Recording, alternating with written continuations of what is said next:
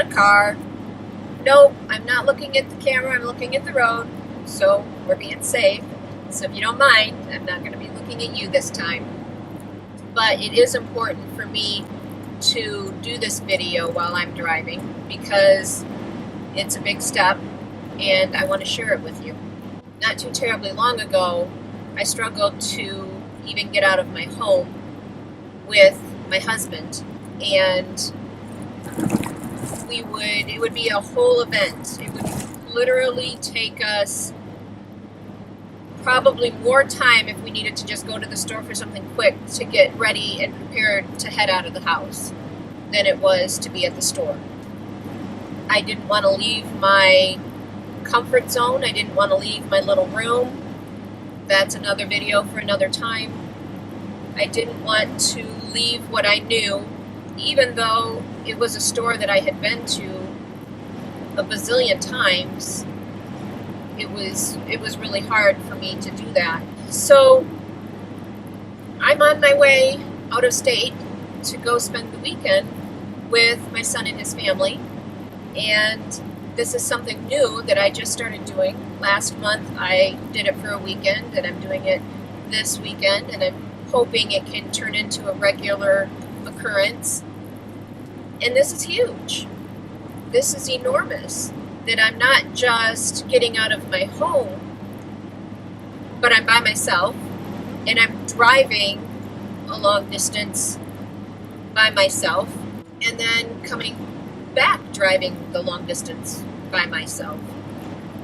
That's huge for me. That's enormous. And it's important for me to take each of these victories, even if they're small to some people, they're huge. And it's important for us who suffer from mental illnesses that tie us down and weigh us down and keep us under these tight bands, that even the small victories need to be celebrated, because that's what gives us fuel to continue to keep going and to overcome.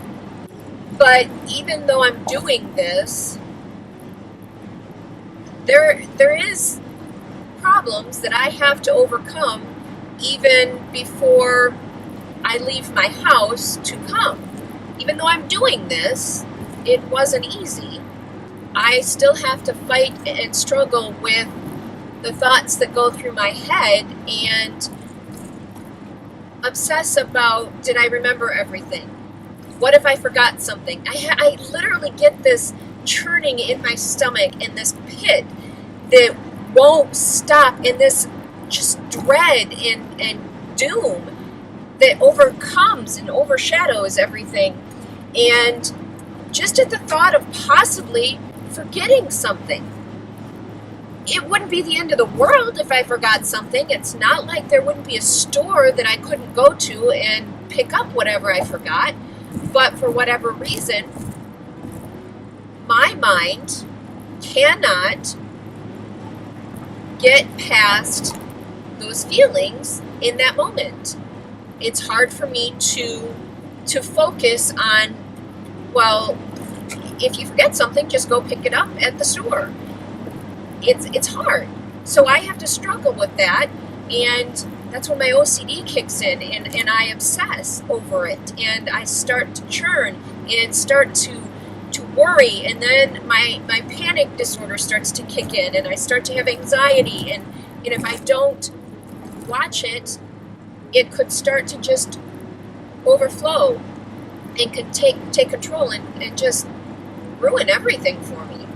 So as I'm preparing myself and getting ready, I am constantly making lists and saying, okay, you got to make sure you have this and this and this and this and this. And then, even when I know I have it all, I am again going through and checking it again 3 and 4 times just to make sure I got everything that I needed.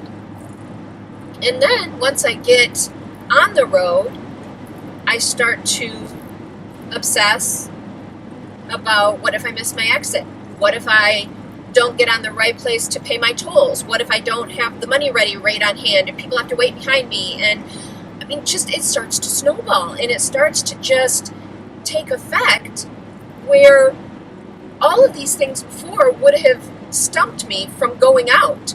I would think about all these things. What if this happens? What if that happens? And it would stop me in my tracks. But I'm at a point where now, most of the time, I can push past it. I'm not able to do it every time, but a lot of the times I can. I know that there is something good that's coming at the end of this. I know that I am going to get to see my family and I'm going to have good quality time with them, and I get to be a nana for a whole weekend, because normally I don't get to on a regular basis because both of my grandsons live out of state. So these are awesome and amazing things that are waiting for me, and I have to try to focus on that. And if you know what I'm talking about, if you suffer from mental illness and you understand it, remember that you will get to a point where you can try to focus on what's past that moment that you're having your panic problem or you're having your obsessive problem. You don't have to live in that moment. That moment is only fleeting, and it's not going to last. There is something on the other side of that moment that's powerful, that's moving, that's motivational, if we allow it to be. But it's hard when we are in that moment to get to that point. It's really helpful if we have somebody. I'm very thankful I have my husband, that he does help me. When he sees that I'm manic, he will stop me. Just last night he did. He stopped me and he said, "Babe, stop. Just you're manic. You're manic.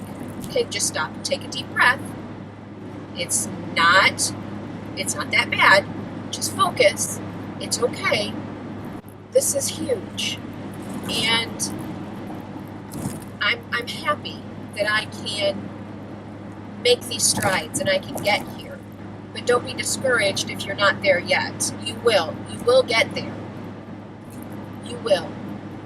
I know your mind is telling you you're not good enough. I know your mind is telling you that you're not capable and you're not able. Trust me, I know, because it does that to me all the time.